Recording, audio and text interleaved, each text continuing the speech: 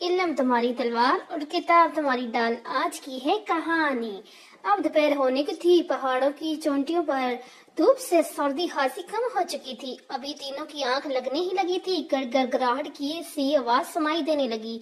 तीनों चौंक कर उठने देखा तो एक बहुत बड़ा सा पत्थर नीचे की तरफ लड़क रहा था, जिसके साथ और भी कई पत्थर थे जो सब नीचे की तरफ आ रहे थे। वो तीनों एक तरफ खड़े होकर इन्हें देखने लगे। थोड़ी ही देर बाद वो पत्थर एक खाई में गिर गए। ये देखकर तीनों दोस्त परेशान तो हुए मगर खौफजदा नहीं हुए। इन्होंने काफी सारा फल जमा कर लिया था। अगले दिन इनका वापसी का इरादा था। जब वो फिर दोपहर को सताने के लिए लेटे तो जमीन पर आतिश सी पैदा हुई। वो कुछ जलजले सा लग रहा था। फिर तीनों दोस्त उठकर इधर उधर वजह तलाश करने लगे, मगर ये क्या। तीनों दोस्तों की होश उड़ गई। एक बहुत बड़ा सा ग्लेशियर पहाड़ से नीचे की तरफ सड़क रहा था। बहुत मुमकिन था कि ये ग्लेशियर इस मुख्तसर सी बस्ती के ऊपर गिर कर इसे तबाह कर देता।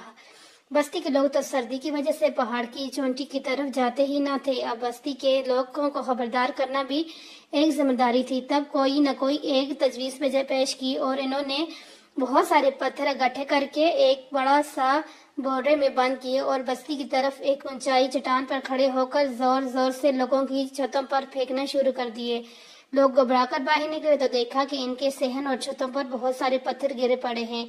इतने में वो तीनों दोस्त गायब हो चुके थे। बस्ती के लोग समझ गए कि ग्लेशियर गिरने वाला है। इन्होंने फौरन ही अपने गरमाई घर खाली किए और नीचे वादियों में चले गए। और फिर सब ने देखा कि ग्लेशियर बस्ती पर आन गिरा और सब घर तबाह हो गए, मगर कोई भी जान नुकसान न हुआ।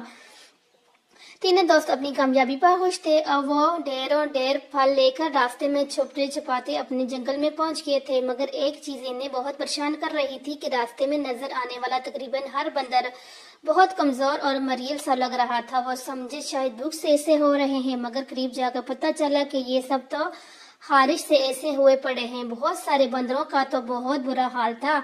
अब एक बार फिर तीनों पढ़े लिखे दोस्तों ने दिमाग लड़ाया तो इन्होंने एक बात समझ में आई, मगर इस पर अमल करना तो बहुत मुश्किल था। ते ये पाया कि ऊपर बर्फों में जो गर्म पानी का चश्मा बह रहा है, अगर इसमें से इन सबको नहलाया जाए तो मर्ज ठीक हो सकता है। जब ये बात सब जानवरों को बताएगी तो वो बेचारे बीमारी से तंग आए पड़े थे, फौरन तैयार हो गए। अगली रात एक बार फिर बीमार जानवरों का काफिला पहाड़ों की चोटियों की तरफ रवाना था। जब सारे बंदर वहां चश्मे तक पहुंचे तो भूख और बीमारी से निडाल हो चुके थे। तीनों दोस्तों ने इनको हिम्मत दिलाई कि बस एक बार इस चश्मे में नहाओ, फिर आप ठीक हो जाओगे। जानवर हिम्मत करके उठे और चश्मे की गर्म पानी में नहाने लगे। जैसे जैसे वो नहाते जाते इनको सुकून मिलता लगा।